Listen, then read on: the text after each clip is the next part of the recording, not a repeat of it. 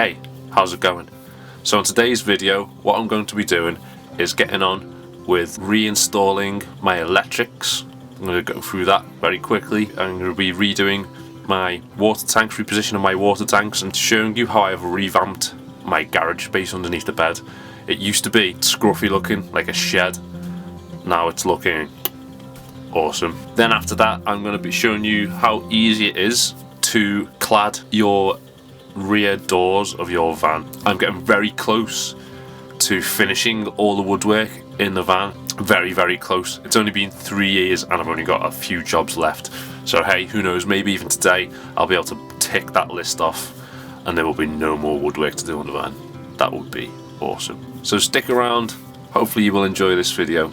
Let's get going. When I first built my van, I sort of just left the garage bit pretty basic. Like, it looked like the back of a builder's van underneath the bed for a long time. I wanted it to be the same as the rest of the van, so before I started filming again last year I got some stuff done, and this is one of the things I did. I made the back of the van look from shed, builder's van, to like the rest of the van, so I'll give you a quick look.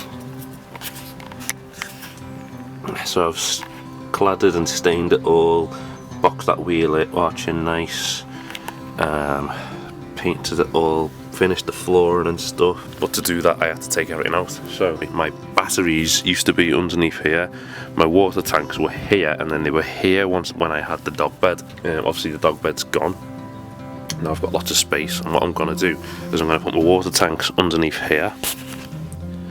My batteries are now going to live on top of here, and my gas bottle is going to live here. I'm going to build a new gas box for that section and drill a new hole underneath here because it was here, but today I'm going to put my electrics back in, so here we go.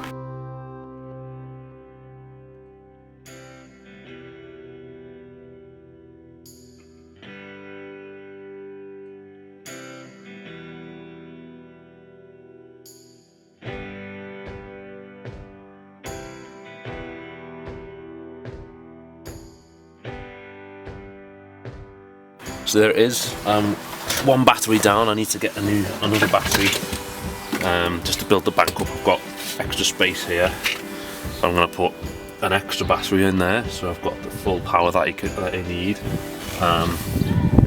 Everything's all here. MPPT, solid charge controller, fuse box, split charge, battery charger. I'm going to put a hook up through the side there so I can connect this, and then also have hook up whenever it becomes available. I'm going to probably move this wire down and put my inverter on the wall there. I didn't bother filming all the electrics because it is a tedious job, but I added some new things, and I added lights. One at the top here. When it's dark I can see from the back of the van when I'm putting like my bike away and stuff, and then same on the other side when I'm inside the van. I can press them two lights to see what's underneath the bed, which is something that I've really needed for a very long time. Whilst I have not been filming, I've also put my water tanks here. So it's two 25-litre tanks with all the pipes equally measured, so the water fills the tanks and leaves the tanks at the same time, so they all drop and empty and fill nice and equally. That's my filling nozzle there. I just switch that to there when I want to fill it, and switch it back when I want the water to go to my sink. So that's that done. That's the electrics done. I did this door yesterday, started this one, ran out of wood, got some more, and I'm going to finish this today. So let's get this show on the road.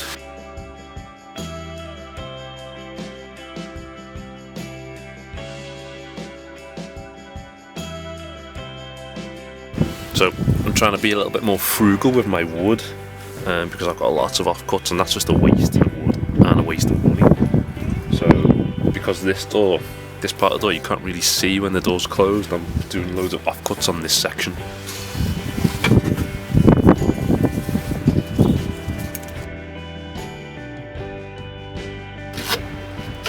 Keep having to take breaks in between showers. The sky's blue again now, before it was lashing it down.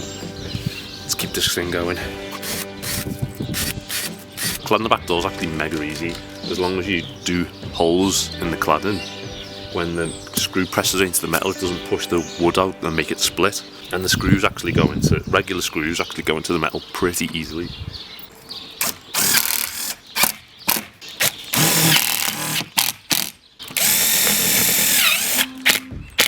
There comes another rain cloud. But if it's anything to go off, all these showers keep coming and going, so in a couple of minutes, sun might come back out.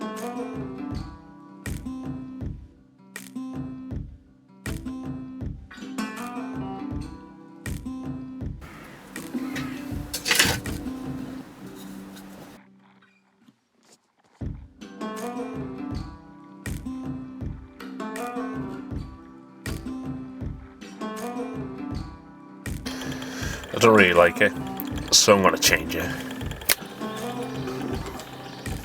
Much better. So all that's left to do now, woodwork wise, is that strip and that strip all the way down to the floor.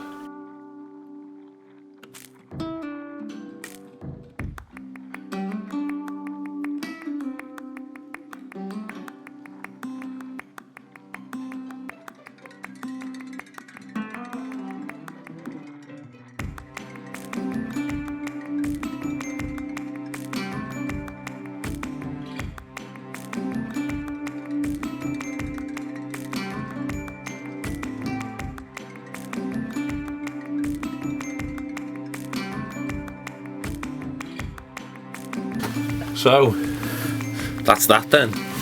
I've got some 4mm ply just covering them little edges there, and I've also already gone ahead and stained it whilst I had a gap in the weather.